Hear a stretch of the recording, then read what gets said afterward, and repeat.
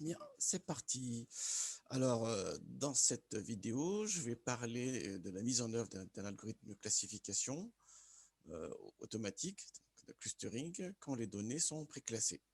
Ça veut dire qu'il y a deux niveaux, hein. Il y a un premier niveau où les données sont subdivisées en classes de manière endémique, c'est-à-dire qu'il y a une variable qui accompagne les données qui permet de subdiviser les données en groupes, en classes, on va dire. J'utilise le terme technique classe pour ça. Voilà. Et notre idée, c'est de mettre en œuvre un algorithme de classification automatique, de clustering, en prenant comme point de départ ces classes-là pour créer des clusters, des groupes, hein, des classes de second niveau, on va dire. Voilà. Donc, je dis bien ces deux termes techniques-là pour les différencier. Donc, les classes, c'est un préclassement des données, voilà, qui accompagne les données. Et ensuite, on va créer des clusters qui permettent de regrouper ces classes-là. Hein. Ça veut dire qu'une classe va appartenir à un et un seul cluster. Et dans le cluster, j'ai des séries d'observations qui peuvent être de classes différentes. En revanche, les observations d'une classe doivent être dans un seul cluster. Très bien.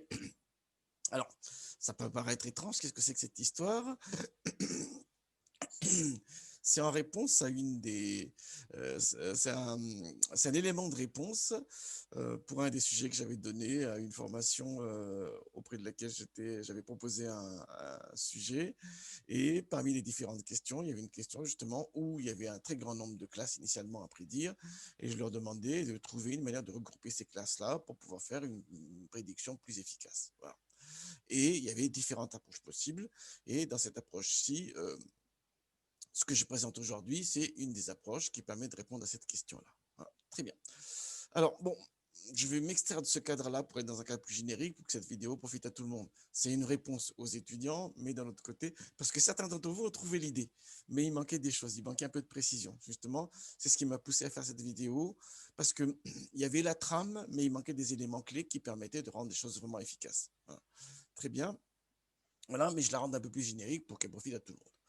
Alors, pour bien expliquer ça, je vais prendre des données qu'on trouve sur Internet. C'est les données, c'est donc segmentation. C'est les données que j'ai utilisées à plusieurs reprises déjà. Elle m'intéresse pour différentes raisons. Et aujourd'hui, elle est bien adaptée. Alors, qu'est-ce qui se passe? Ce qui se passe, en réalité, c'est qu'on a une base où il y a 2310 observations. Voilà. Et ces 2310 observations sont décrites par 19 variables, 19 descripteurs. Très bien. Sauf que, en réalité, on n'a pas 2310 vraies observations. En réalité, ce qui se passe, c'est qu'on a 7 images. 7 images. On a une base de 7 images. Voilà. Et et chacune des images, il y a un algorithme de segmentation qui est mis en place, d'où le nom de la base, qui va prendre des régions de 3 x 3 pixels, voilà, donc c'est-à-dire de 9 pixels, et qui en extrait des caractéristiques. Donc les caractéristiques, elles sont là, on les voit là, les caractéristiques, hein, rangée centroïde, colonne, voilà, chrome, ainsi de suite, ainsi de suite. Et la taille des pixels considérés est constante, c'est tout le temps égal à 9. Donc cette variable-là, je l'ai enlevée typiquement parce qu'on a une colonne de constante, elle ne nous servira pas pour faire des traitements par la suite. Voilà. Donc, on a en réalité cette observation, cette image, des images d'extérieur, hein, donc on a des briques, des façades, ciment, enfin une façade en béton, des choses comme ça, voilà. Et sur chaque observation, on a une série de sous-observations. C'est ça qui est important de bien voir dans l'histoire. Voilà. Très bien. D'où les 2310. En fait, on a 330 observations par image, à cause de cette subdivision-là. Voilà. Et chaque observation, et ces observations-là sont regroupées, hein, en classes, en 7 classes. C'est le premier niveau de regroupement. Je vais montrer les données, c'est toujours mieux, hein, parce que bon, sinon on explique, mais on se dit qu'est-ce qu'il raconte là. Voilà, donc j'ouvre la base ici, je réduis ça un tout petit peu pour qu'on ait une vision globale des choses. Voilà. Donc voilà, on a ici les données avec les variables descriptives, voilà, les descripteurs, et ici on a la classe d'appartenance. Voilà. Voilà, on a jusqu'à 2310 lignes, voilà, 2311 puisqu'elle est en tête, bien sûr. Voilà. Très bien. Et donc là, si je prends cette première ligne-là, typiquement, c'est une région dans l'image de 9 pixels sur laquelle on a extrait ces caractéristiques-là. Voilà. Et c'est une image de pelouse. On a une deuxième région sur la pelouse, donc un groupe de 3 x 3 pixels de nouveau, où on extrait les caractéristiques, ainsi de suite. Voilà. Donc, on a un ensemble d'observations sur chaque image, voilà, et les données sont donc préclassées. Hein. Voilà, c'est ce qu'on a habituellement quand on fait de l'apprentissage supervisé. Ben, c'est exactement ce qui se passe ici. Hein. Bien, très bien. Alors, je peux trier rapidement les données pour qu'on ait une idée des choses. Hein. Voilà. Si je trie sur l'objet ici, voilà, on voit bien. Là, c'est les observations qui sont en rapport avec l'image de béton. Voilà, jusqu'à la ligne 330. Et ensuite, on a une série d'observations pour les images qui sont en relation avec une image de brique. Voilà, les différentes régions avec les différentes caractéristiques associées. Voilà. Donc, c'est le premier préclassement. Hein. On a ici les classes. Voilà. Et donc, l'idée, c'est de mettre en œuvre un algorithme de clustering, voilà, où on aura un regroupement des observations par classe. C'est-à-dire qu'on ne peut pas avoir donc deux images différentes, voilà, de la même classe, qui seraient dans deux clusters différents. C'est ça qu'il ne faut pas avoir. Hein. On fait bien un regroupement en clusters sur la base des classes. Bien. Alors, j'insiste un peu lourdement parce que dans le projet qu'avaient fait les étudiants, justement, il y en a certains qui ont utilisé d'autres algorithmes, enfin d'autres solutions, et ils sont tombés sur ce type d'incohérence-là. C'est-à-dire que j'avais une série d'observations de la même classe, mais qui étaient dans des clusters différents. Et du coup, ça ne répondait pas au cahier des charges. Hein. Dans le cahier des charges, il fallait absolument que toutes les observations de la même classe soient dans un seul cluster. Et dans un cluster, on ne peut avoir plusieurs classes. Hein. C'est l'idée. Bien. Alors, à quoi on pourrait rapprocher ça? On pourrait rapprocher ça à un clustering à deux niveaux. Hein. Typiquement, c'est ce qu'on appelle la CAH mixte. Donc, c'est décrit dans le livre de Lebar, Mourino et Piron. Hein. Voilà, donc j'ai fait un tutoriel là-dessus en 2008 où je montrais la CAH mixte. L'idée, en fait, c'est qu'on fait une classification en deux étapes. D'abord, on fait un K-means avec un certain nombre de groupes. Voilà, de classes, justement. Et une fois qu'on a fait un K-means, on prend comme ces classes-là comme point de départ pour faire la CH. Voilà, c'est ce que je montre ici, dans ce tutoriel-ci. J'avais fait un deuxième tutoriel un peu plus tard, hein. Là c'était en mars 2008, là c'est en octobre 2008, où je montrais que c'était une solution qui permettait de traiter des grandes bases, voilà, et de bénéficier quand même du dendrogramme qui permet de visualiser, d'avoir une intuition sur le nombre de classes. Hein. C'est ce que je montre ici. Et là, typiquement, j'utilise Tanagra toujours, voilà, et j'utilise aussi R. Hein, j'utilise aussi R. Ça donne une idée. Sauf que nous sommes dans une situation différente ici. C'est que dans le cadre de ces tutoriels-là, voilà que je montre ici, hein, c'est que le premier niveau de groupe, les classes, si vous voulez, est obtenu par le calcul. Ensuite, on fait un deuxième niveau de calcul pour trouver les clusters hein, sur la base de ces classes-là. Voilà. Toujours par le calcul. Dans ce qui nous préoccupe ici, le premier niveau est fourni avec les données. Donc, c'est endémique aux données déjà. Hein, et elle est décrite par une variable catégorielle. Voilà. Et ce qu'on essaie de faire, c'est de faire le deuxième niveau par le calcul par la suite via une CH. Ça, c'est une vraie différenciation. Hein. Parce que j'ai vu aussi que certains d'entre vous ont fait, on lit le tutoriel, j'imagine, ou d'autres tutoriels qui en parlent, hein, je ne suis pas le seul à en parler, et qui ont mis en place cette idée-là, très bien, mais sauf qu'ils sont tombés sur l'incohérence qui posait problème pour le recodage justement de la variable cible par la suite, c'est qu'ils avaient donc des individus de la même classe en fait, qui étaient situés dans des clusters différents. Et du coup, ça posait problème après pour faire de la prédiction. Voilà. Très bien. Alors, on va pouvoir commencer. Donc, je vais lancer RStudio. J'ai déjà lancé RStudio. Et je vais créer un notebook. Hein. Donc, ça, j'ai fait des vidéos pour montrer comment créer des notebooks. Hein. Je ne vais pas m'attarder là-dessus. Donc, je fais File New, R Notebook. Voilà. Donc, je supprime tout ça. Moi, je n'en ai pas besoin. Voilà. Et je mets le titre Clustering sur données préclassées. Voilà, et je le mets dans le répertoire des mots CAH on pre-classified data. Pourquoi pas, hein, j'aurais pu faire... oui, enfin bref. Très bien. Alors, comme d'habitude, je vais importer les données, ainsi de suite. Donc, allons-y. Hein. Tac. R, j'importe les données. J'ai préparé le code, bien sûr.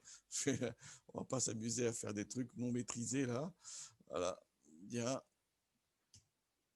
Voilà, donc je change le répertoire par défaut, voilà. Ensuite, je charge les données. Il n'y a qu'une seule feuille dans mon classeur, donc c'est la sheet numéro 1, tout simplement. Voilà, en utilisant ici la librairie d'Excel. Alors, j'utilise Readexcel ici parce qu'en réalité, elle est très rapide. Même sur des très grandes bases, elle est très rapide, donc voilà. Sinon, j'en ai un autre aussi que j'aime bien, c'est XLSX, voilà. Mais elle est plus lente pour le coup, hein. Donc c'est pour ça que je prends Readexel ici. Voilà, et après, j'affiche les descriptions des données, hein. Donc je lance ça ici. Il n'y a pas de vrai. Et on voit bien ici la série de descripteurs et plus la variable cible. Enfin, la variable cible. La variable qui permet en fait, qui permet de définir des classes initiales. Très bien, hein. Donc, par exemple, si je veux les comptabiliser, la table de D objets, voilà. Voilà, et effectivement, il y a 330 observations béton, 330 briques, 330 ciels, ainsi de suite, ainsi de suite. Voilà, très bien. Alors, comme je vais faire du clustering, je vais centrer et réduire les données pour les ramener sur la même unité, hein, parce que enfin là, à vue d'œil, là, on se voit bien que certaines, il n'y a que des colonnes positives, d'autres, il y a des colonnes où il y a des valeurs négatives, ainsi de suite. Donc, je vais les ramener sur la même échelle. Donc, j'insère les données et je vais les centrer et réduire. Je recalcule les moyennes après pour vérifier qu'elles sont bien centrées. Voilà, si je calcule les écarts types, on aura un écart type de A. Voilà. Là, il n'y a pas de, voilà. Et c'est bien égal à 0 ici, hein, c'est 0,000, et c'est à la 17e position qu'on a la valeur 1, ainsi de suite. Bon, très bien. Excellent. Ensuite, donc, je vais réduire les données au barycentre, hein, voilà, ça, vous êtes nombreux à l'avoir vu. Donc, l'idée, c'est quoi?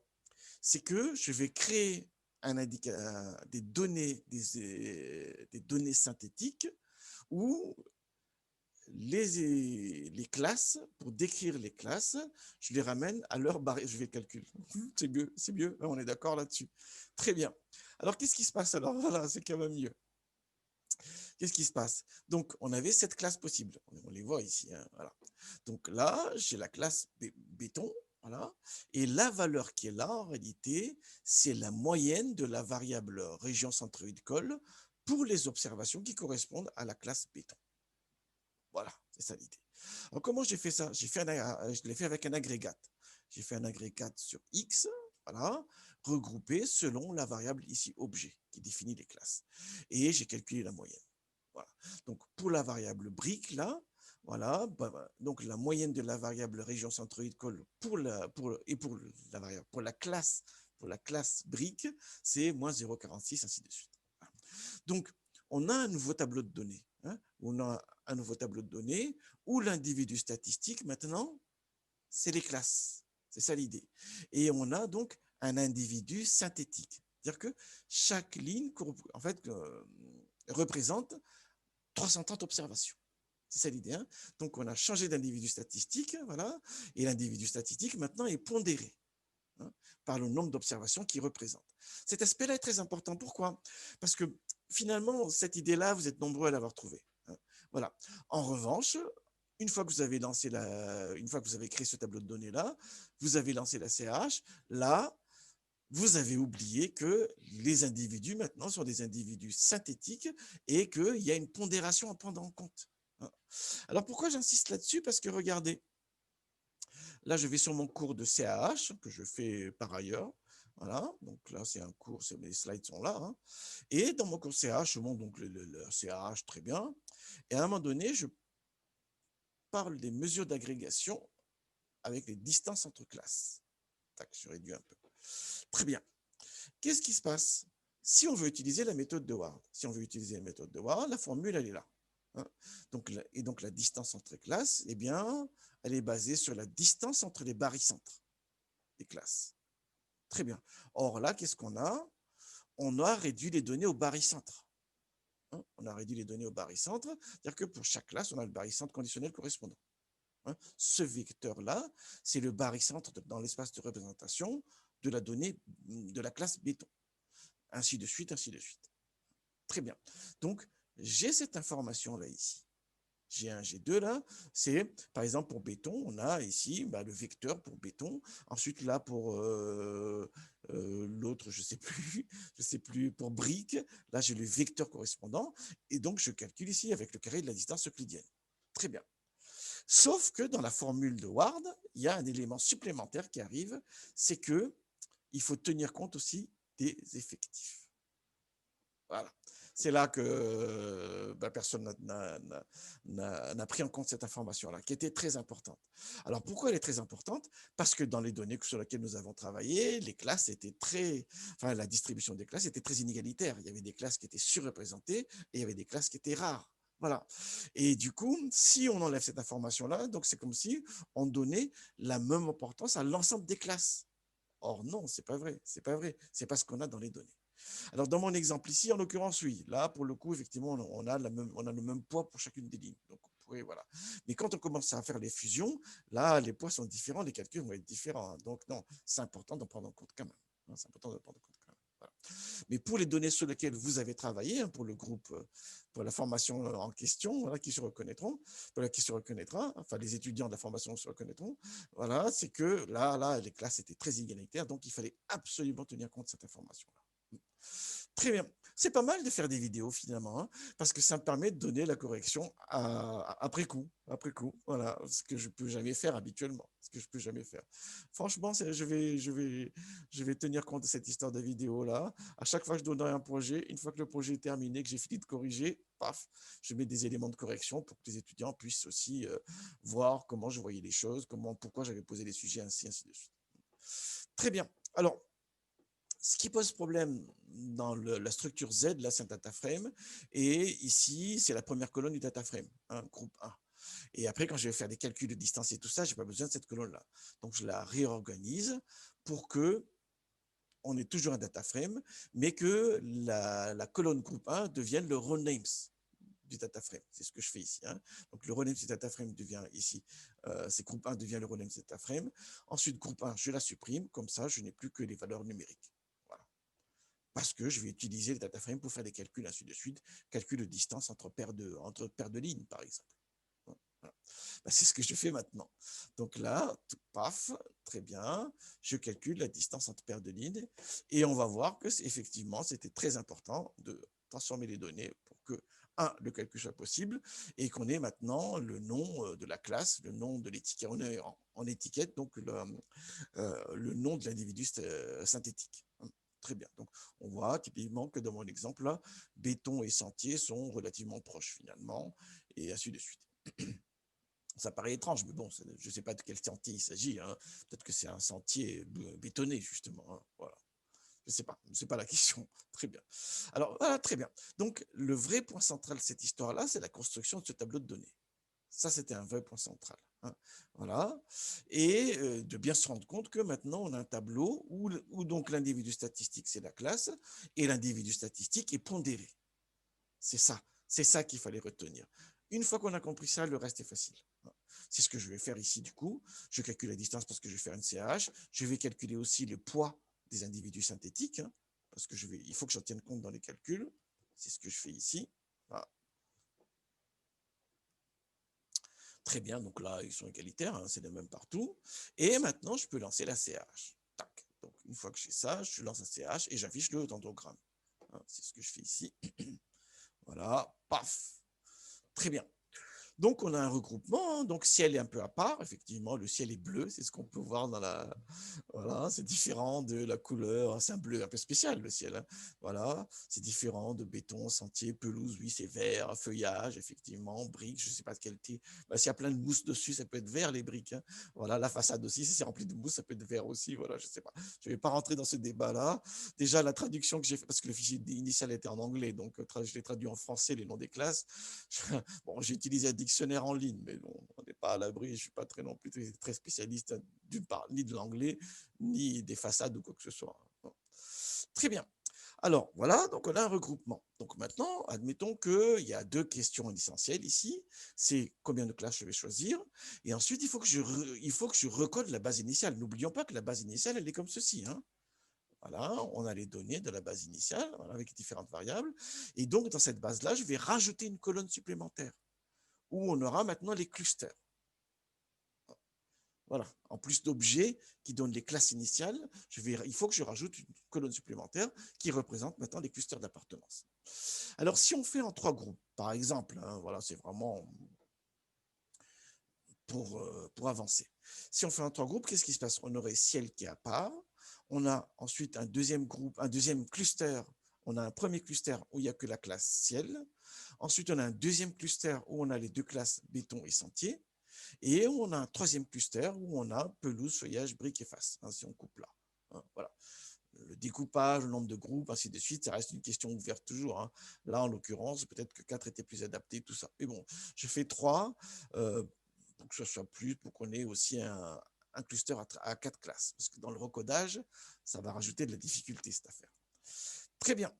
Alors, donc, si je coupe en 3 classes, donc voilà, tac, on doit avoir les correspondances entre les classes et les clusters. Pas en 3 classes, en fait, en 3 clusters, du coup. Oui, c'est vrai. Alors, allons-y. Voilà. Donc, on a bien les 3 clusters. Et donc, ici, il y a béton et sentier qui sont dans le premier cluster. Ensuite, briques, façades, feuillage et pelouse sont dans le deuxième cluster. Et ciel tout seul est dans le troisième cluster. Voilà. Très bien. OK, donc on a cette correspondance-là. Maintenant, l'enjeu, c'est de pouvoir ramener ça, voilà, sur la base initiale, sur les 2310 individus. Là, on a 7 individus, hein, et 7 individus synthétiques. Voilà. Et ensuite, on a ici les clusters d'appartenance. Maintenant, il faut qu'on puisse ramener ça, après, hein, justement, à la base initiale des 2310 individus. Alors, je vais quand même rajouter une petite astuce, c'est que je vais récupérer ici les noms parce qu'on va les utiliser. Hein. Donc, en fait, ça, les étudiants souvent sont perdus là-dessus. C'est que vous pensez que là, j'ai un tableau. Là, vous pensez que c'est un tableau à 2 lignes. Voilà. Et 7 colonnes. Non, en fait, ce n'est pas un tableau. En fait, ce qui se passe, c'est que c'est un vecteur. C'est un vecteur où les éléments sont nommés. Et justement, pour bien vérifier ça, j'affiche le names de G. Et le names de G, effectivement, c'est la ligne qui est au-dessus. Voilà. Donc, ce que j'ai ici, le G là, ce n'est pas un tableau. Hein, c'est bien un vecteur. C'est bien un vecteur, voilà, mais un vecteur où les éléments sont nommés. Donc, ici, les vecteurs, c'est 1, 2, 3, 2, 2, 2, 1, voilà. Et en face de chaque élément du vecteur, j'ai bien un nom. C'est pour ça que quand je fais une names de G ici, j'ai les noms qui apparaissent en haut. Si je fais dim de G là, il dira non, il n'y en a pas. Il n'y en a pas. Pourquoi? Parce que ce n'est pas une matrice. Hein, c'est bien un vecteur. Et vecteur, c'est l'élément de base sous R. J'ai l'impression de faire mon cours de R là, mais bon, c'est vraiment ça. C'est important parce que je vais exploiter cet aspect-là tout à l'heure quand je vais recoder pour revenir à la base initiale. Alors, on peut voir différemment la table de correspondance, un peu quand même, je fais une petite digression de 2 secondes là, c'est que cette correspondance-là, on peut aussi la voir en tableau de 0,1, tout simplement, comme ceci. On peut l'avoir comme ceci également. Donc, ce que j'ai en ligne ici, c'est les classes initiales, voilà, c'est les regroupements de niveau 1, si vous voulez, et ce qu'on a en colonne, c'est les clusters, hein, c'est les regroupements de niveau 2. Et donc, dans le cluster 1, effectivement, j'ai béton et sentier. Dans le cluster 2, j'ai briques, feuillage et pelouse. Et dans le cluster 3, j'ai ciel tout seul. Voilà, donc c'est notre manière de voir. Ce qui est très important, c'est que dans un cluster, je peux avoir plusieurs classes, ce qui est le cas de cluster 1 et cluster 2. En revanche, une classe est dans un seul cluster. Hein. Dans chaque ligne, là, il y a un seul 0 à chaque fois. Il y a un seul 1 à chaque fois. Hein. Il n'y a pas deux 1 dans chaque ligne. C'est impossible. Il y a un seul 1 unique. C'est ce qu'on voit ici. Donc, on a bien une classification qui est cohérente. C'est-à-dire que quand je vais recoder la base initiale, 2 individus qui appartiennent à la même classe vont appartenir forcément au même cluster. Ça, c'est vraiment un élément très important. Hein. Sinon, ça ne tenait pas la route. Sinon, ça ne tenait pas la route après quand on va faire la prédiction, ainsi de suite. Alors, il y a 2 manières de faire. Je vais faire une première manière qui est relativement scolaire. Je vais utiliser une boucle.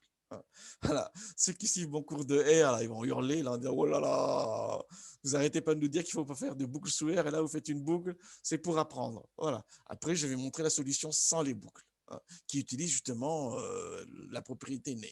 Et pour l'instant, on fait avec des boucles. Alors, comment on peut faire ça avec des boucles? Tout simplement,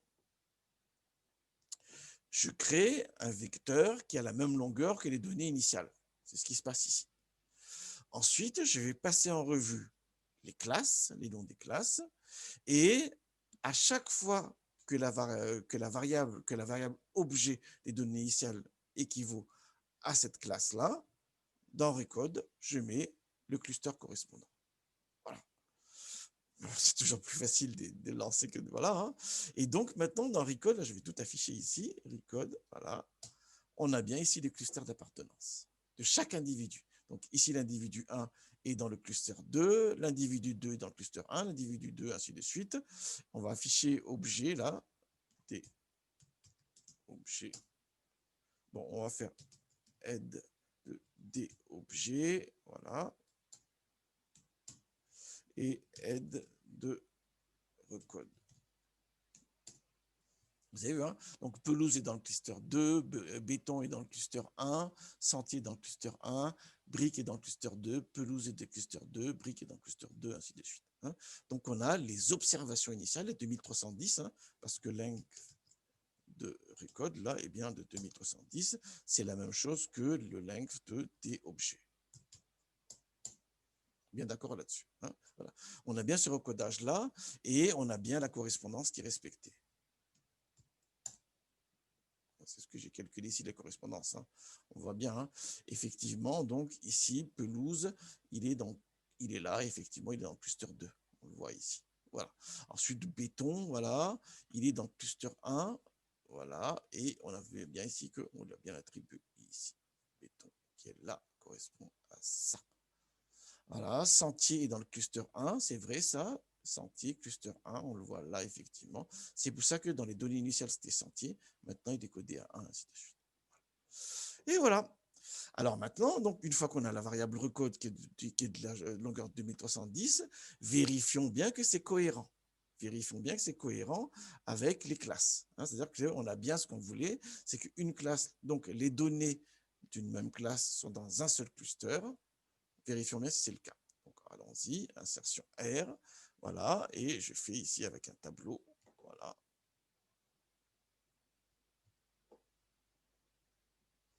Et on voit bien, on a vraiment cette version-là de cette version-là. Sauf que là, c'est une version sur 7 individus synthétiques, et là, c'est le tableau avec la version où on a recodé les 2310 observations qu'on va pouvoir utiliser par la suite pour faire de l'apprentissage supervisé, où la variable cible, cette fois-ci, a 3 modalités, et non plus 7 comme initialement. C'était ça le fond de l'affaire. Très bien. Alors, voilà, ça y est, c'est fini. Une fois qu'on a ça, vous pouvez continuer sans aucun problème à partir de là. Je vais revenir 2 secondes. Alors, ceux qui suivent avec moi mon cours de programmation R savent très bien que je proscris les boucles. Hein, je proscris les boucles sous R en disant c'est pas une bonne idée parce que c'est très lent. Alors, ça a un peu changé maintenant. Pourquoi? Parce que maintenant, il y a un just-in-time compiler. C'est-à-dire qu'il y a une compilation à la volée quand on a des boucles sous R et donc ça reste relativement rapide. Mais il ne reste pas moins qu'il y a tout un tas d'outils sous R qui permet de réaliser des traitements très rapidement, qui émulent les boucles très simplement en réalité. Voilà. Justement, c'est ce que je montre ici. Donc là, j'ai fait le recodage avec une boucle. Le programme, le principal intérêt de cette écriture-là, c'est que l'écriture est très simple, scolaire même, je dirais, et du coup, on comprend très bien ce qui se passe.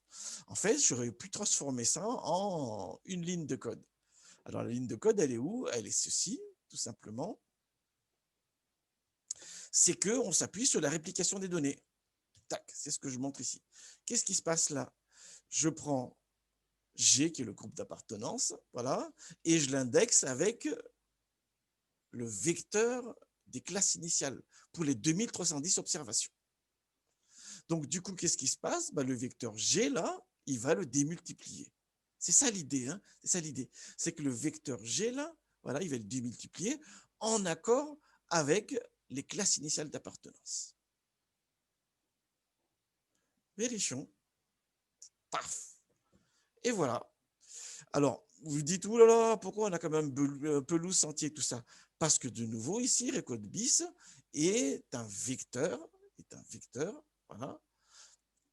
Et la première ligne qui est là, c'est les names. Hein, si je fais ici dim de Recode bis, voilà. Oui, c'est bien un vecteur, c'est pas une matrice. Donc, j'ai bien un vecteur là, et la première ligne du vecteur, c'est de nouveau, c'est les names. Et c'est ce qu'il a pu exploiter, justement, pour pouvoir recoder ici. Donc, pelouse, voilà, est dans le cluster 2, béton est dans le cluster 1, ainsi de suite, ainsi de suite. Voilà. Sauf que ce que j'ai fait ici en quelques lignes de code, je l'ai fait en une seule ligne de code. Alors, vérifions si ça marche tout ça, hein. Je vais confronter les deux approches de recodage, hein. Voilà, c'est ce que je fais ici. Voilà, et effectivement, les deux approches de recodage sont totalement. Enfin, j'ai repris ici le deuxième recodage et on a toujours, c'est toujours cette idée de cohérence entre les classes avec les clusters qu'on a fait par la suite. Voilà. Mais bon, là, pour le coup, c'est vraiment pour faire joujou, hein. Ça, c'était vraiment pour faire genre joujou, voilà, pour montrer qu'on peut faire des choses intéressantes sur R, qui est un outil que j'apprécie énormément, comme j'apprécie aussi énormément Python. Ne me faites pas dire ce que j'ai pas dit. Voilà. Très bien. Mais le principal enjeu était ça. C'est que maintenant, donc, voilà, cette nouvelle colonne, donc recode bis, maintenant, je vais pouvoir donc la coller à mes données initiales, au data frame initial, les données avec les 2070 observations, et c'est celle qui va servir par la suite pour les calculs ultérieurs de analyse prédictive, ainsi de suite, et objet, du coup, on peut le zapper. C'était ça pouvait mettre ça, et ça permettait de faire ça. Très bien. Donc voilà. Donc pour le troisième exercice, sur l'idée de regrouper les classes en clusters, voilà, pour pouvoir faire l'apprentissage supervisé par la suite, il y avait différentes approches possibles, mais parmi les différentes approches possibles, c'était une des approches qui me paraissait réellement intéressante et je tenais absolument que vous la voyiez pour que vous ayez une idée d'à peu près de ce que j'avais imaginé quand j'avais défini le sujet. Allez, excellente soirée à tous.